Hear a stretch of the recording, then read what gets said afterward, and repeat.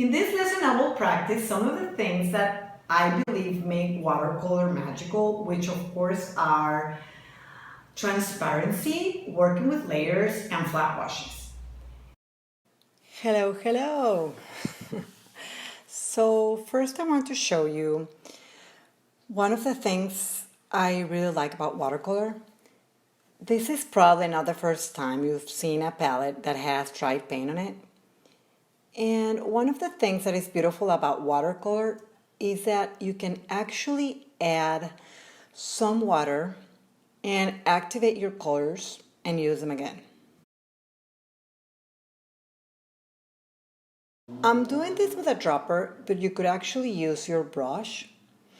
And remember to add the water bit by bit so the values of your colors won't change.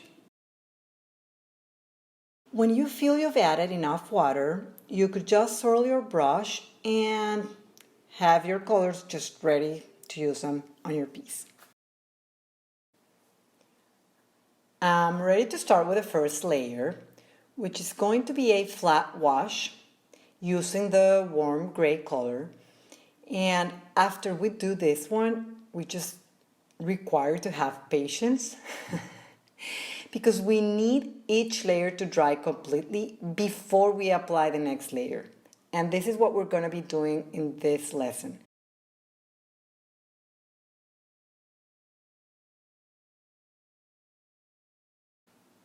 I'm not going to be mixing colors on my layers. I'm just applying one color per layer. And keep in mind that to get the flat, smooth wash I want, the key is to track where the wetness is and make sure to guide the water to the direction I want it before it dries.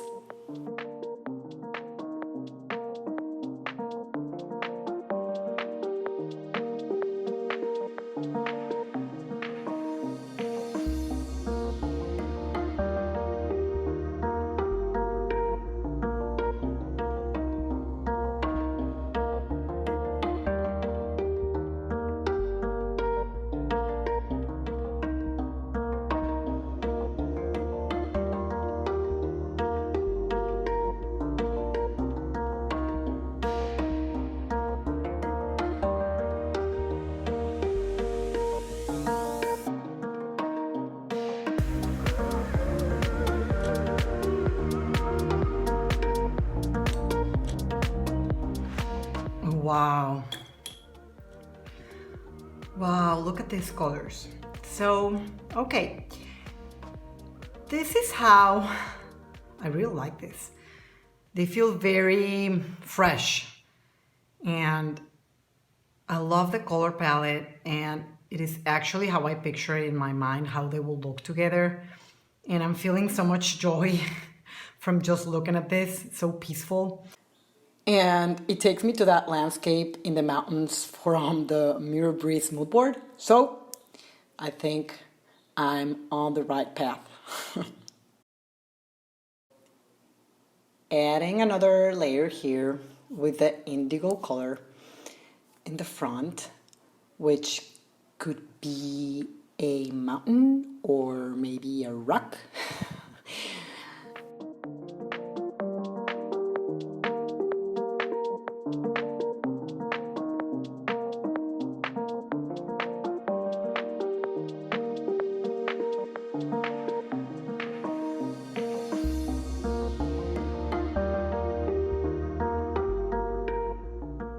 Let's make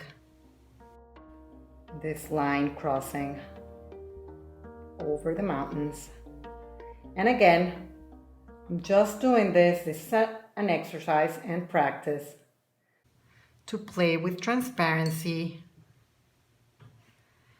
and to really just show you how right now all you need is to have patience and to really wait for the layers to dry. So if you do that, if you wait for your layers to dry, half of the work, it's done.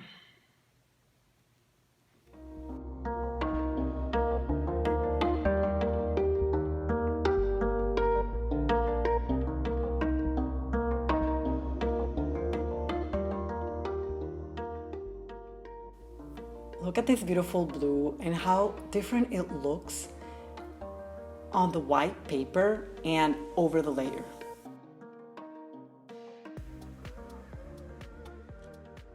I'm about to finish and I will only add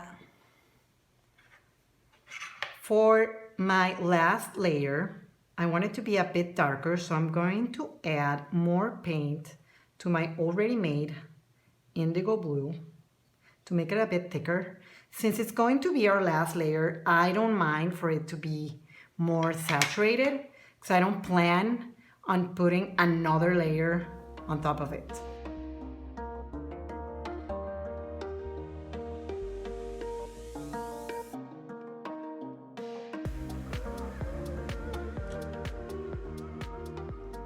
I could actually make one more. As you can see, I'm always making my color here, and I'm not adding the paint directly on the paper. I'm always doing it on the palette. And this is something we really need to keep in mind, making our colors in our palette.